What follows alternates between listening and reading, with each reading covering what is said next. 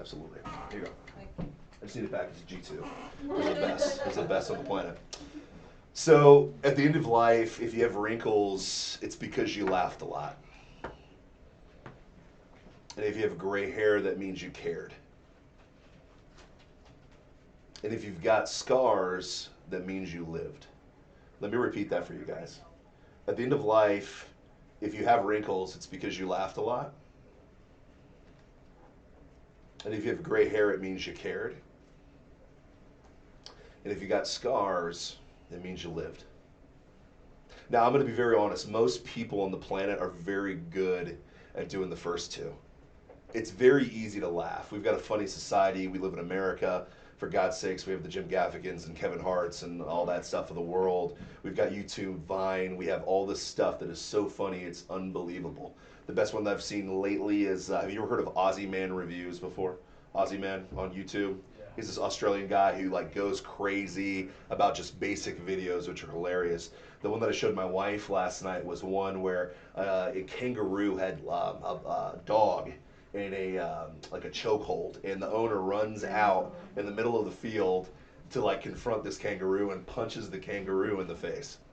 And the kangaroo's like, he's like stunned, like I just got assaulted, you know what I mean?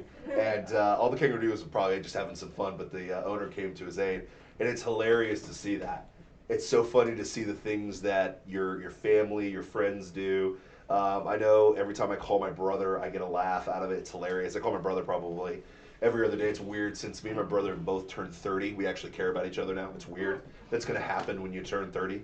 You're kind of like over the brotherly bullcrap. You kind of like end up liking each other. You think you're pretty cool and respect each other. So I laugh my ass off every time I talk to my brother Artie. I laugh at my daughter every single day. It's hilarious just watching her grow and develop. And she's going to be 2 here in March.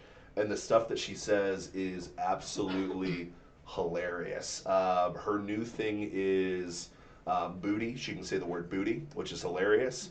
She smacks people in the booty, and I'm like, you probably shouldn't do that anywhere, but she does it anyways, and she thinks it's the funniest thing on the planet. Okay, I laugh at my wife. My wife is so funny, it's ridiculous. Like, we've been together so long, like you know, like people, you can like finish each other's like sentences and stuff like that, and like you'll say the same joke at the same time to try to get the other person to laugh. That's the point of life. We're at this point. We say the same jokes to get each other to laugh. Laughing's not too tough. I'd say most people can do that. Caring. I think most people give a shit. Okay? At the end of the day, I think most people care. As much as we're like, I don't care, I'm tough as nails, blah, blah, blah. We care. We actually care about each other. We care about life. We care about what's best for people. We care about, I care about my daughter deeply. I love her to death. Both of my daughters are unbelievable. I love them to death. My oldest daughter broke her hand couple weeks ago, and it was hilarious, and I'm freaking out as a dad. I'm like, oh my gosh, she broke her hand, what'd you do? Oh, she's like, I just broke my hand, and she's like laughing. She thought it was the funniest thing ever. And I was like, well, you're my daughter, you're invincible, I get it. So it makes sense. You got my blood, you're probably gonna be unstoppable. But you care about people, you care about what's going on with people's lives. My brother talked to me the other day, and he was like, mom's complaining about you. I'm like, oh great, here we go. What's mom bitching about now? What's she complaining about? It's like, you don't call her enough, and blah, blah, blah. I'm like, it's a two-way street, man. Mom can call me all the time, right? That's how it works, right? Yeah. And, but my mom bitching about it just means that she cares. So I called her the other day and told her, your boy's going to be in the local newspaper. I got an article coming out on Monday. No, not obituary, Lord willing. But my local paper back in Ohio did a thing on my book and stuff like that. So my mom's all excited and she's proud and all that stuff like that. So it's not very hard to care. It's not hard to laugh, and it's really not hard to care. What I would argue that most people struggle with in life is the act of living. And I want you to write that down. Most of us are really freaking good at laughing. We're good at caring. But when it comes to actually getting down and dirty, it's not so much our deal. And it's a society thing. We're used to participation badges and safe zones and doing everything we can to make sure our kids don't feel any discomfort and so on and so forth. You go back a generation when I was growing up, it was very normal for us to go outside every single day, drink out of water hoses, scrape our knees, dirty our clothes, throw rocks at each other. I don't know why we did that. It was the stupidest thing ever thinking about it. But when you don't have a ball and you live and, shoot bottle rockets here, that do crazy stuff. And the funny thing is you get these massive, nasty scars from doing this stuff. And it's unreal. I had a gash on my arm for the longest time from when a goat rammed me when I was a kid. My family still busts my balls for that. It's hilarious. I'm from Ohio. We have farm animals, okay? And a goat bucked me when I jumped the fence. It was ridiculous. Yeah, yeah. Florida's got farm animals. Take that back. Goat, yeah, you got some goats, gators, and donkeys, bears. But yeah, so like you got to have those scars to live, right? One of the most memorable scar I didn't have, but my mom had is anytime like my mom wore a bathing suit, there was a big patch on her stomach, and that's where she C-sectioned all three of her kids. It was the same cut, so they kept cutting the same spot every single time to get rid of us because we were ginormous children that couldn't normally come out. You know what I mean? So they had to cut her open and do that. And as most people would look at that scar and be like nervous about it and want to hide it, my mom was proud of that scar because that's where her kids came from all the time. She lived by giving life back and stuff like that. But unfortunately in life, we're desperately afraid of actually living. We're cool with hopping on social media and talking trash. We're cool with watching other people go win championships. We're cool with being jealous, envious, and talking trash about the Kardashians because they have some type of success. We're cool with all of that stuff, but unfortunately when it comes to the man in the mirror, we are very, very nervous to actually do it ourselves. We're scared to push ourselves to be the best we can be because we're afraid of failure. We're afraid to do the things we say we're supposed to do because we're actually afraid of what could happen when we get on the other side and succeed.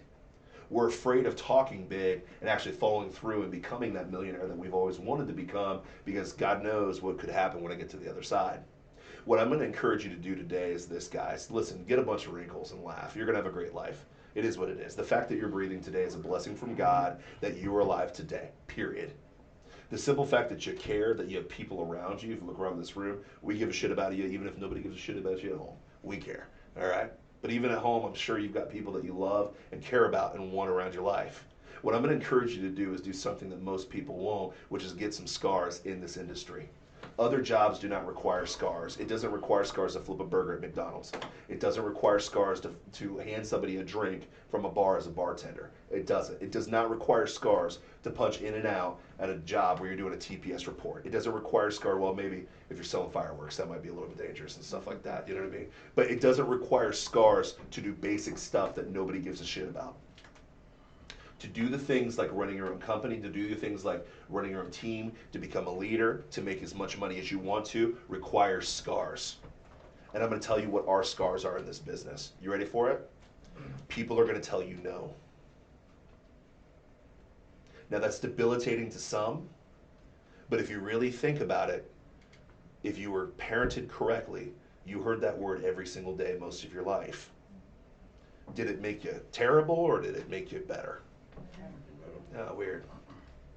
People on your team are going to quit on you. Oops. People won't follow through. That's just another no. The toughest thing that you're going to encounter in this business is the word no. And the funny thing is it doesn't really hurt you. It may scar you up here if you let it. But what I do know about muscles and what I do know about experiences is very simple. Do you know how weightlifting happens? Do you know what happens during weightlifting? You tears apart and it goes back up. Weird. You literally scar and tear your muscle, and then it comes back bigger and stronger. Think about that. You beat the shit out of yourself so that you get better. That's all this business is. And if you can do that, you're going to put yourself in a position where you're financially freer, you have a better position in your life, and you get everything that you want all day long. Have you seen me at all this week? Mm-hmm. You know what's funny, Amy, is I still got paid this week. Did you run payroll yet? Did you run payroll yet? I ran payroll except you. I'm just kidding. Dang it. I'm going to get paid here in a couple minutes, no matter what. Okay? But you didn't see me. But what you didn't see is the scars that I got along the way. Because whether you believe it or not, day one, I didn't know what the hell was going on. I saw a bunch of games going on. I'm like, why are we playing games? This is weird. Then we go out in the field and talk to people. Oh my gosh, we're talking to people. This is crazy.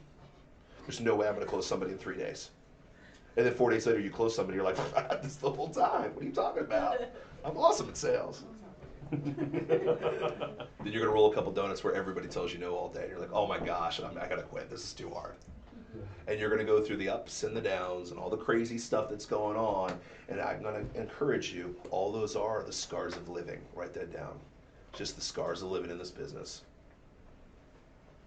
And if you can deal with those, they turn into something pretty fucking cool. Guys call them war wounds. The chicks dig the war wounds. Just kidding. Do you guys dig that? No. You guys got a big scar? No. We always think it. We think it is. What's inside that counts? Yeah, she's right.